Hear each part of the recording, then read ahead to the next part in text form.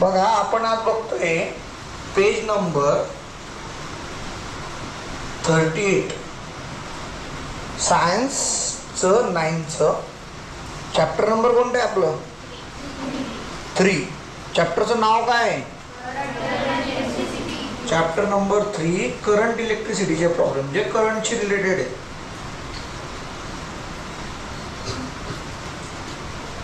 Okay so हे जे problems आहेत ते फिजिक्सला परत भेटतील तुम्हाला.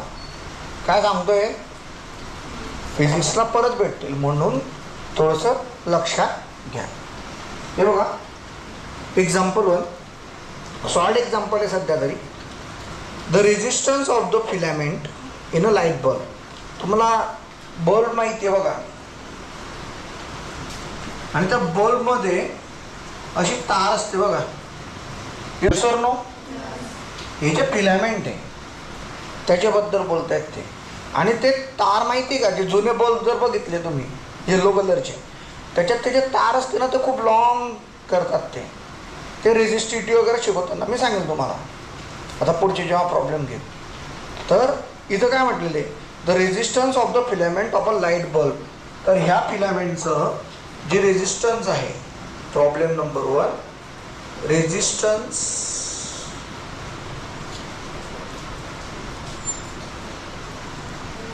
Of filament.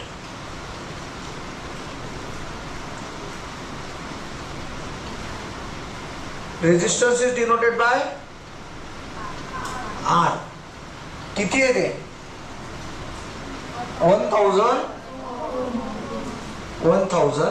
Ohm. Okay then if the bulb is fed by current from a source of potential difference. मी तुम्हाला आधी सांगितलं ओहम्स लॉ काय म्हणतंय जितकं पोटेन्शियल डिफरन्स क्रिएट होतंय बरोबर तितकं करंट फ्लो होणार. तर त्यांनी आता आर सांगितलं आणि करंट फ्लो होण्यासाठी त्यांनी म्हटलेलं आहे potential difference of bulb filament किती आहे ते 230 वोल्ट. इंडियाचं स्टँडर्ड किती असतं 220 वोल्ट. इथं एक्स्ट्रा पोटेन्शियल डिफरन्स क्रिएट झालेलं आहे.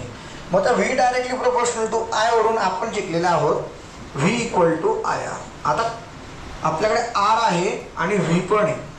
पुढे how much current will flow through it. कधीही लक्षात ठेवायचं तिघांमधून एक गोष्ट अननोन असते. पोटेन्शियल डिफरन्स तो व्ही लगेच ओळखता येतो. रेजिस्टन्स कशावरून ओळखायचं ओहम वरून. कशावरून ओळखायचं एककावरून उलट ओळखायचं ते. मग व्ही किती दिलेलं आहे सांगता का 200 करंट काढायचं आहे आणि रेजिस्टन्स किती आहे 1000.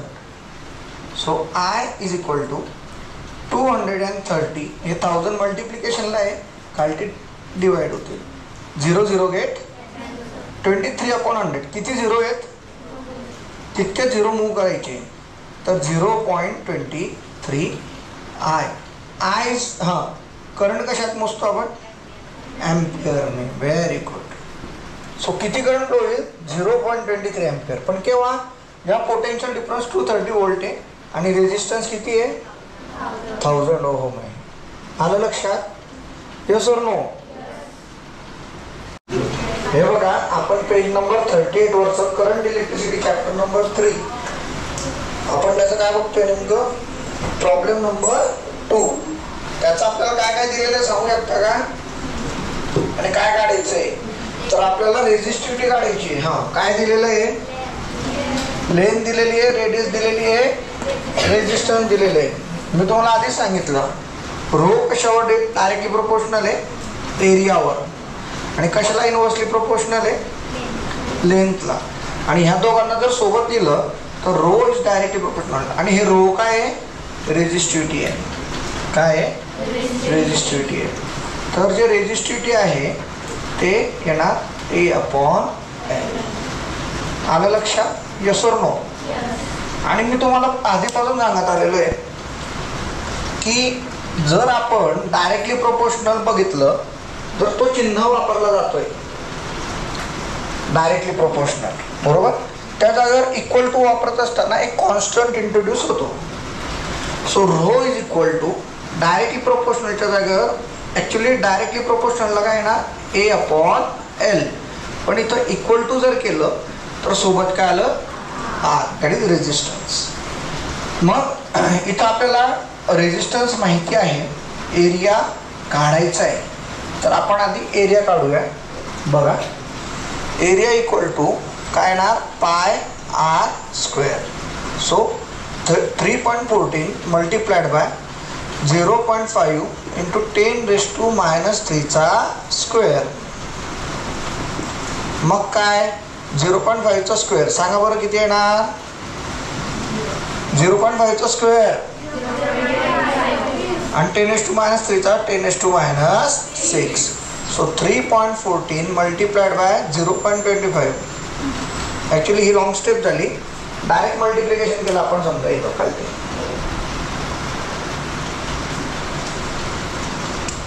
हे बघा ह्या पॉईंट्सचा विचार करायचा नाही. 25 चोक 100 कॅरीला 10, 25 एक 25, 25 आणि 10 60 0 कॅरीला 6, 25 त्रिक 75, 75 आणि 6 काहीतरी चुकलंय बरं का काही गडबडमध्ये. 25 चोक 100 0 हातच्याले 10, 25 एक 25, 25 आणि 10 35 होतील. यस व्हेरी गुड, कोणीतरी बोललं मग. कॅरीला 3, 25 त्रिक 75 आणि 3 78. आता महत्वाचं काय आहे 1 2 3 4, तर 4 पॉईंट्स आहेत म्हणून इथून लेफ्ट साईडने राईटला मूव्ह करायचं. बघा 1 2 3 4 1 2 3 4 0.7850 मल्टिप्लाइड बाय 10⁻⁶. हे काय येणार मीटर स्क्वेअर. मग आता आपल्याला rho is equal to R into A upon L माहिती पडलं. रेजिस्टन्स किती आहे सांगता का मला. 30 इंटू एरिया किती आहे 0.7850 इंटू 10⁻⁶. ओके. आणि मल्टिप्लाइड बाय लेंथ किती आहे, सॉरी डिवायडेड बाय लेंथ किती आहे 50 इंटू 10⁻². ओके. यांची युनिट्स बघूया. रेजिस्टन्सचा युनिट ओहम, एरियाचा युनिट मीटर स्क्वेअर आणि लेंथचा युनिट आलं तुमचं मीटर. मीटर आणि स्क्वेअर कॅन्सल म्हणजे रेजिस्टिव्हिटीचा तुमचं युनिट फिक्स झालं ओहम मीटर. ओके. देन 10 3 जा 30, 10 5 जा 15. ह्या 5ने आपण 0.7850ला डिवाइड केलं सपोज टू बी. हे 0चं 0 येणार, 5 1 जा 5 2 रिमेन्स, 5 5 जा 25 3 रिमेन्स, 5 7 जा 35 आणि 0चं 0. बरोबर आलंय का. हां मग देन 3 इंटू 0.1570 इंटू 10⁻⁶. 3ने मल्टिप्लाय केलं मग 3 इंटू 0 3 इंटू 0 3 7 जा कॅरीला 2, 3 5 जा 15, 15 and 2 17 कॅरीला 1, 3 1 जा 3 and 1 4. Again we are going to count की डिजिट्स किती आहे बघा. Points 1 2 3 4 1 2 3 4 0.4710 into 10⁻⁶. काय येते युनिट काय आहे ओहम मीटर. ह्याच्यात अजून एक गोष्ट राहिली आपल्याकडनं. कोणती राहिली कोण सांगेल. आपण विसरलो 10⁻². जे आपण वर आल्यावर काय होईल +2. ओके. -6 +2 हे काय येणार -4. आणि मग ते 0.47ला 4.710 केलं तर हे -4चं काय होणार -5 ओहम मीटर. आलं का लक्षात. येस और नो. हे तुम्ही व्हिडिओ जेव्हा वारंवार बघणार तर तुम्हाला फायदा होईल. बघा आता पुढचं थर्ड.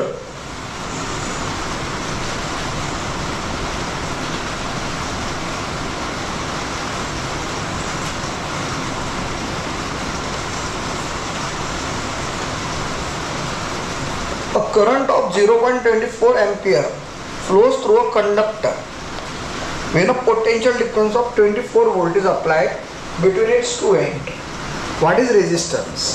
हे बघा क्वेश्चन नंबर 3 आहे, इझी आहे, 1 सारखंच आहे तो, की पोटेन्शियल डिफरन्स क्रिएट झालाय. समजा कितीचं पोटेन्शियल डिफरन्स आहे, शॉर्टकटमध्ये लिहून देतो 24 व्होल्ट. ओके, देन करंट दिलेला आहे का रेजिस्टन्स दिलं आहे का पोटेन्शियल डिफरन्स हे युनिटवरून ओळखता येतं. तर तुम्हाला जे दिलेलं आहे ते करंट आहे. का? कारण त्याचं युनिट किती दिलेलं आहे, 0.24 ए म्हणजे काय आलं तुमचं ॲम्पियर. आणि शोधायला सांगितलं की किती रेजिस्टन्स क्रिएट होईल. So V is equal to I R. V म्हणजे पोटेन्शियल डिफरन्स किती आहे 24, करंट किती आहे 0.24 इंटू रेजिस्टन्स काढायचं आहे 24/0.24. काय केलं इथं 100ने मल्टिप्लाय 100ने divide. 24 into 100 2400 0.24 into 100 24 is equal to R. 2400ला मी किंवा असंच राहू देतो, एक काम करतो चेंज नाही करत काही, 24 इंटू 100 ॲज इट इज राहू दिलं. तर 24 गे cancel. So what is R 100 ohm. Easy होतं. बुकमध्ये हे लिहून घ्या शेवटची स्टेप, 100/100ने मल्टिप्लायचं.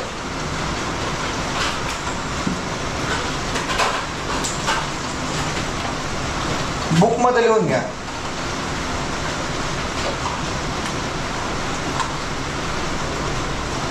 आणि शेवटी लिहायचं the resistance of conductor is 100 ओम.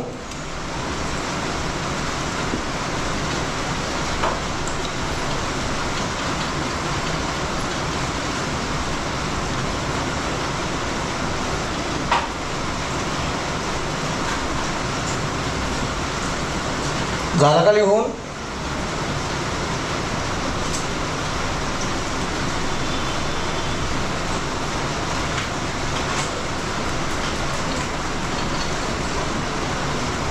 पुसू का बेटा?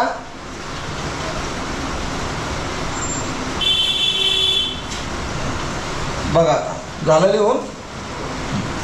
आता 4th वन जे आहे ना थोडं इंटरेस्टिंग आहे. त्याच्यात दोन सेक्शन दिलेले आहेत बघा. Determine the current. पहिले काय शोधायचं आहे हे बघा लक्षात घ्या. V equal to I R शी संबंधित हा प्रॉब्लेम आहे परत. मग याच्यात काय केलं बघा, डिटरमाइन द करंट. पहिले काय शोधायचं, करंट शोधायचे. तर आय इक्वल टू काय येणार व्ही अपॉन, ही आली पहिली कंडिशन. मग काय काय दिलेलं असेल व्ही अपॉन आर. चेक करा बरं. Determine the current that will flow when a potential difference. मग पोटेन्शियल डिफरन्स कितीचं आहे 33 व्होल्टचं. आणि difference applied between two ends of an appliance having resistance. Resistance पण दिलेलं आहे किती येते 110 ओम. ओके, म्हणजे याच्यानं तुम्हाला करंट पहिल्या कंडिशनमध्ये सापडून जाईल. आलं का लक्षात? Yes or no? If same current. आता जे उत्तर येते ते किती येणार 33/110. त्याचं उत्तर त्यांनी 0.3 सांगितलेलं आहे. व्होल्ट ॲक्च्युली काय तुमचं काय काढलं तुम्ही करंट, तर व्होल्ट टू द ओम म्हणजे काय आलं ते ॲम्पियर. 33/110 तर डिटेलमध्ये सांगणार आहे थोड्या वेळाने. मग त्यानंतर सेकंड केस काय म्हणता येते. सेकंड केसमध्ये म्हणताय की आय इक्वल टू 0.3 ॲम्पियर आहे. हां, if the same current is flow through an appliance having resistance. आता रेजिस्टन्स वाढवला त्यांनी, किती केला 500 ओम. 110च्या जागेवर रेजिस्टन्स वाढला. मग आता सेकंड कंडिशनला ते विचारताय की पोटेन्शियल डिफरन्स किती आहे. आलं का लक्षात? हे आपल्याला काढायचे. मग आपण चेक करूया. मग मला मदत करा जरा.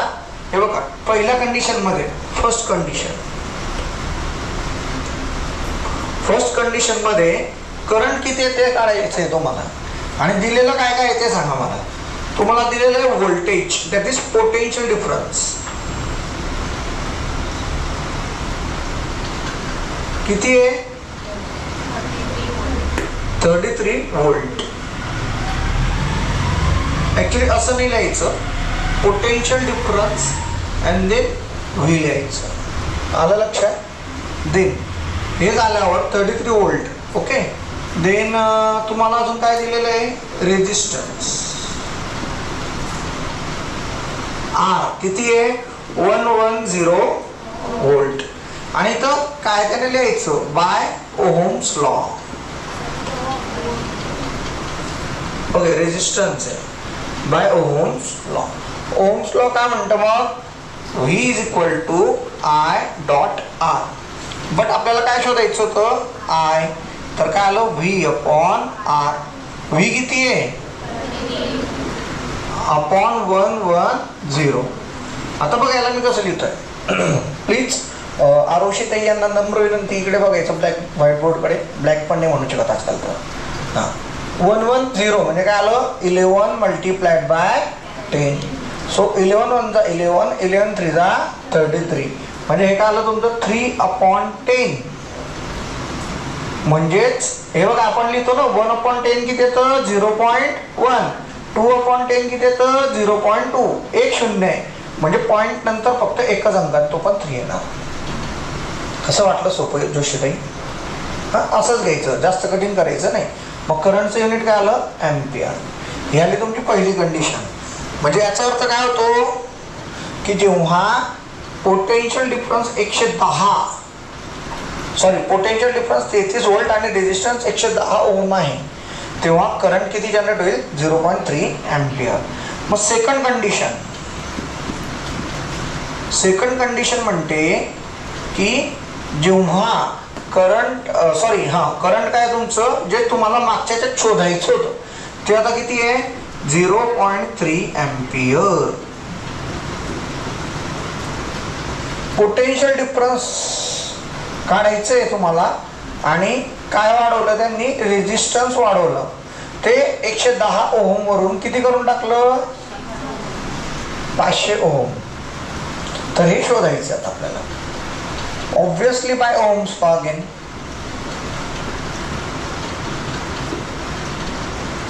V equal to IR. मग पोटेन्शियल डिफरन्स काढायचं आहे. I किती आहे 0.3, R किती आहे 500. मग 3 × 0 0, 3 × 0 0, 3 5 जा 15. आणि किती पॉईंट आहेत, पॉईंट नंतर किती डिजिट्स आहेत 1. So the answer is 150 volt. आलं का लक्षात आन्सर? म्हणजे किती पोटेन्शियल डिफरन्स क्रिएट होईल जेव्हा तुम्ही 500 ओम रेजिस्टन्स आणि करंट 0.3 एम्पियर वापरताय तर 150 व्होल्ट. चला लिहून घ्या. हे बघा क्वेश्चन नंबर 5 परत लक्षात घ्यायचं आहे आपण. Determine the resistance of a copper wire. काय शोधायचंय, जरा आणि आवाज द्या. काय शोधायचंय वाचा. काय वायर नाही यावेळेस, रेजिस्टन्स ऑफ काय,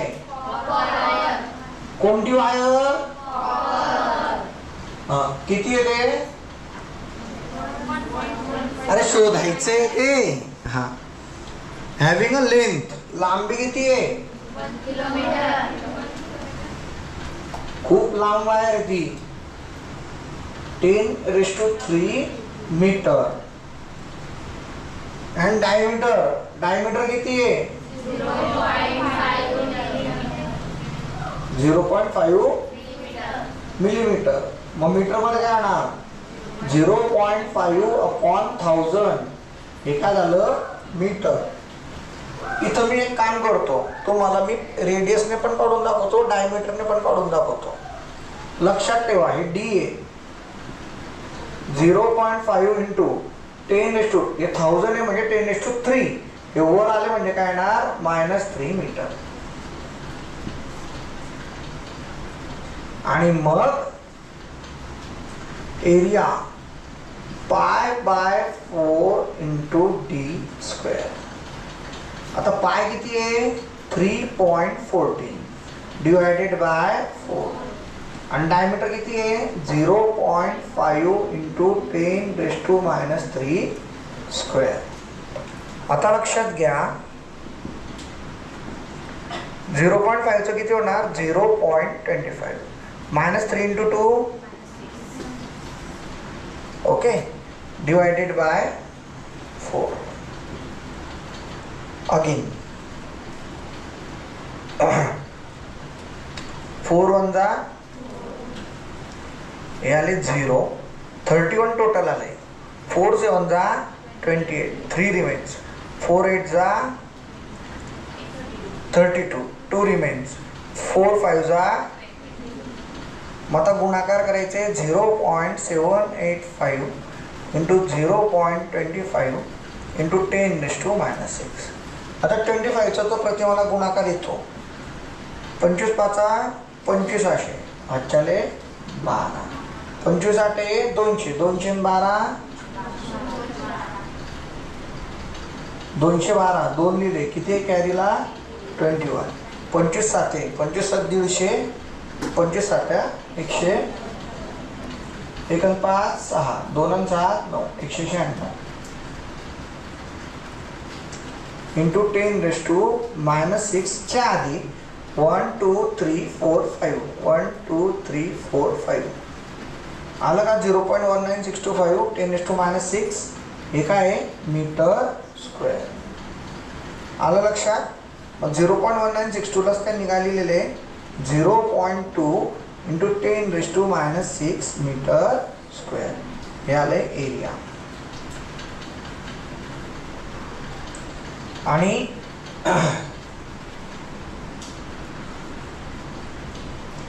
त्यानंतर परत रेडियसने पण काढून दाखवू का? यस और नो? यस और नो? जोरात बोला. नो नो ना, ठीक आहे. कारण त्या आधीच दाखवलं होतं तुम्हाला थोड्या वेळापूर्वी, पण काही चिंता नाही. इतकं कळलं का की रेडियसने आणि डायमीटरने, हो ते व्हिडिओमध्ये नाही आहे पण मी तुम्हाला ऑफलाईन सांगितलं की रेडियस आणि डायमीटर दोघांचा एरिया कसा आला सेम. फॉर्म्युला थोडी बदलतोय काही बेटा. हां मग बघा रेजिस्टिव्हिटी किती दिलेली आहे कॉपर वायरची, लवकर सांगा. 1. नाही समजलं मला. 1.7 इंटू 10⁻⁸ आलं लक्षात. मग तुम्हाला माहिती आहे rho is equal to R into A upon L. मग काय येणार R equal to rho into L upon A. R equal to, आता रोची किंमत किती आहे 1.7 इंटू 10⁻⁸8, ओके, इंटू एरिया.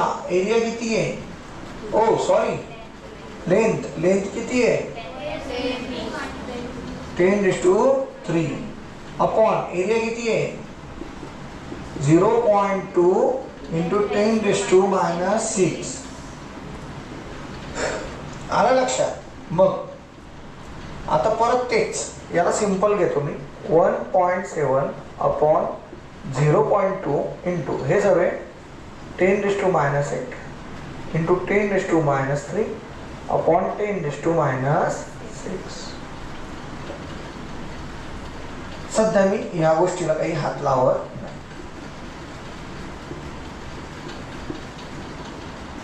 पण -8 -3 -3 नाही आहे, हे +3 आहे. -8 +3 आणि हे -6 वर आल्यावर काय होतील +6. -8 हे बघा हे दोघांचे चिन्ह सारखे 3 आणि 6 9, 9तून 8 गेले 1. काय शिल्लक राहिलं फक्त 10⁻⁴ जे आपण नॉर्मली लिहत नाही. मग आता आलंय 1.7 अपॉन 0.2. आता याला आपण काय केलं सिम्पली 10/10 ने मल्टिप्लाय केलं.